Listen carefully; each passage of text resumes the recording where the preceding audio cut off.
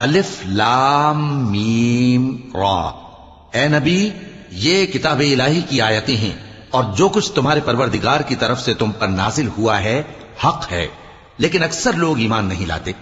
اللہ وہی تو ہے جس نے ستونوں کے بغیر آسمان جیسا کہ تم دیکھتے ہو اتنے اونچے بنائے، پھر عرش پر جلوہ افروز ہوا اور سورج اور چاند کو کام میں لگا دیا، ہر ایک میعاد معین تک گردش کر رہا ہے، وہی دنیا کے کاموں کا انتظام کرتا ہے۔ اس طرح وہ اپنی آیتیں کھول کھول کر بیان کرتا ہے کہ تم اپنے پروردگار کے روبرو جانے کا یقین کرو۔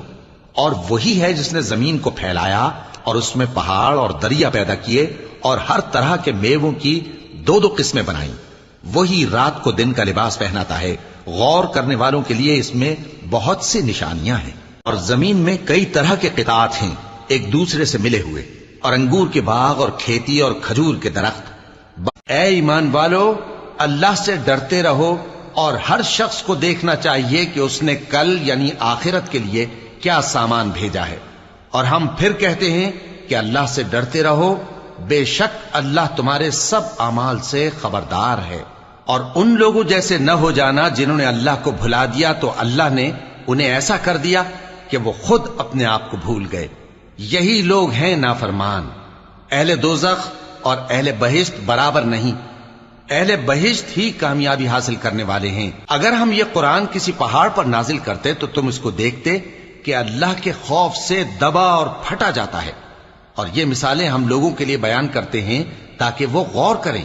وہی اللہ ہے جس کے سوا کوئی معبود نہیں، پوشیدہ اور ظاہر کا جاننے والا، وہ بڑا مہربان ہے، نہایت رحم والا ہے۔ وہی اللہ ہے جس کے سوا کوئی عبادت کے لائق نہیں، بادشاہ حق۔ وہی تو ہے جو تم کو جنگل اور دریا میں چلنے پھرنے اور سیر کرنے کی توفیق دیتا ہے، یہاں تک کہ جب تم کشتیوں میں سوار ہوتے ہو اور کشتیاں خوشگوار ہوا کی مدد سے سواروں کو لے کر چلنے لگتی ہیں اور وہ اس پر خوش ہوتی ہیں، تو ناگہاں زناٹی کی ہوا چل پڑتی ہے اور لہریں ہر طرف سے ان پر جوش مارتی ہوئی آنے لگتی ہیں، اور وہ خیال کرتے ہیں کہ اب تو لہروں میں گھر گئے، تو اس وقت خالص اللہ ہی کی عبادت کر کے اس سے دعا مانگنے لگتے ہیں کہ اے اللہ، اگر تو ہم کو اس سے نجات بخشے تو ہم تیرے بہت ہی شکر گزار ہوں۔ پھر جب وہ ان کو نجات دے دیتا ہے تو ملک میں ناحق شرارت کرنے لگتے ہیں۔ لوگو، تمہاری شرارت کا وبال تمہاری ہی جانوں پر ہوگا۔ تم دنیا کی زندگی کے فائدے اٹھا لو، پھر تم کو ہمارے ہی پاس لوٹ کر آنا ہے، اس وقت ہم تم کو بتائیں گے جو کچھ تم کیا کرتے تھے۔ دنیا کی زندگی کی مثال میں کسی ہے کہ ہم نے اس کو آسمان سے برسایا، پھر اس کے ساتھ ملا جلا سبزہ جسے آدمی اور جانور کھاتے ہیں نکلا، یہاں تک کہ لوگوں اپنے پروردگار سے ڈرو کہ قیامت کا زلزلہ ایک حادثہ عظیم ہے۔